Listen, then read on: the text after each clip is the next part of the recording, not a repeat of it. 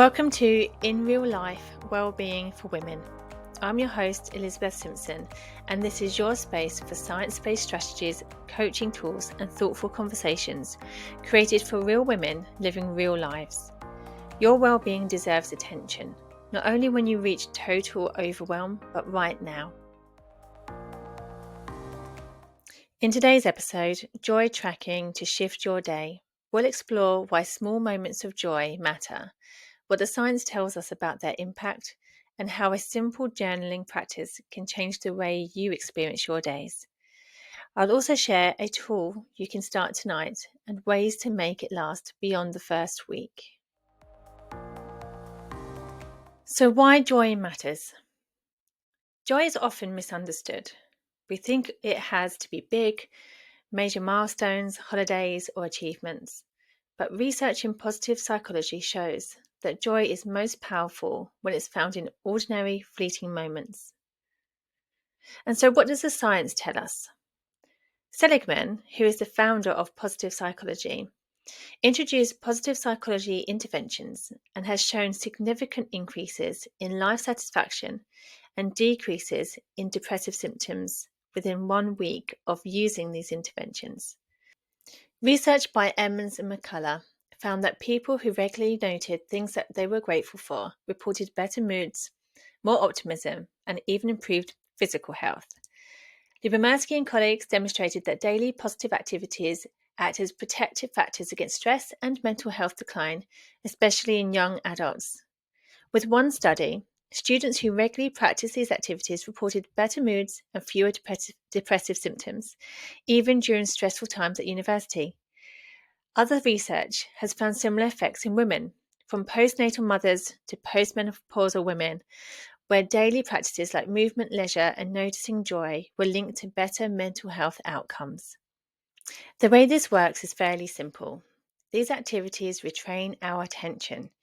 Instead of dwelling on stresses or rumination, the brain starts to notice what sustains us.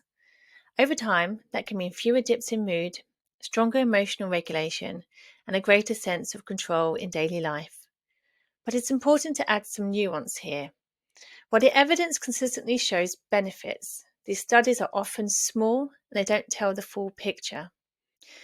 Positive interventions aren't a cure, and they aren't equally effective for everyone. For example, the benefits are strongest when the activity is sustained over time, not just once.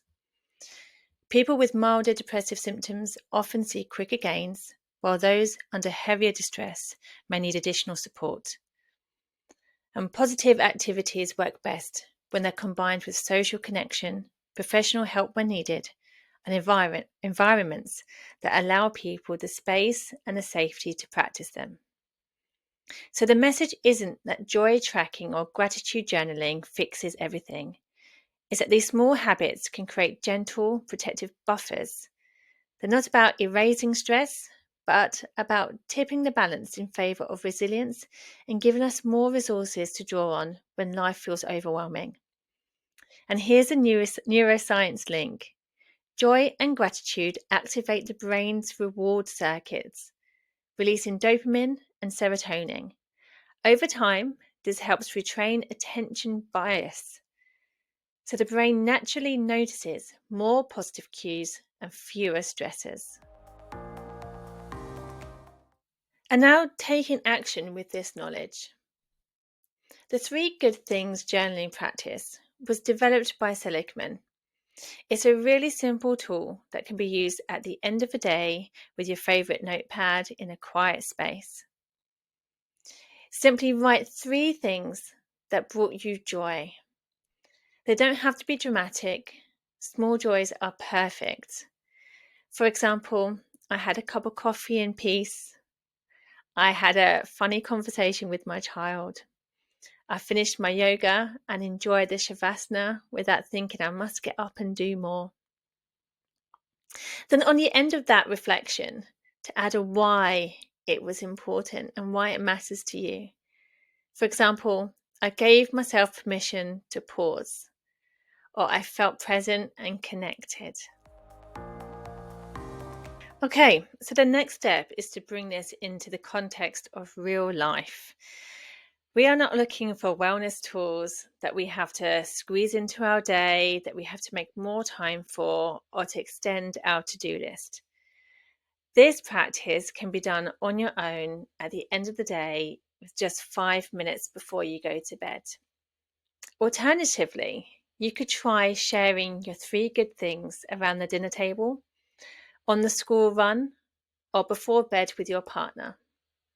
Research shows that shared positive reflections increase relational well-being as well as individual well-being. And here's some more tips. If life feels too hectic, don't abandon this activity. Just shrink it. Even writing one good thing is enough to keep the habit alive. And you can return to it when it's needed. Think of this as a tool to come back to during stressful weeks, like resilience training. It works best when repeated, but even small occasional uses builds benefit. It's a gentle mindset. This isn't about doing more. It's about shifting perspectives and noticing what's really sustaining you. Today, we explored why joy matters, what the science tells us about its impact, and how small practices like the 3 good things journaling activity can retrain your brain, regulate your emotions, and strengthen resilience. Remember, joy doesn't need to be extraordinary. It shows up in ordinary moments, and by noticing them, you create more balance, clarity, and well-being in your everyday life. Thank you for joining me on In Real Life, Wellbeing for Women. If today's episode offers something useful or supportive, share it with someone who'd appreciate it, or explore more inside the Women's Wellbeing Lab.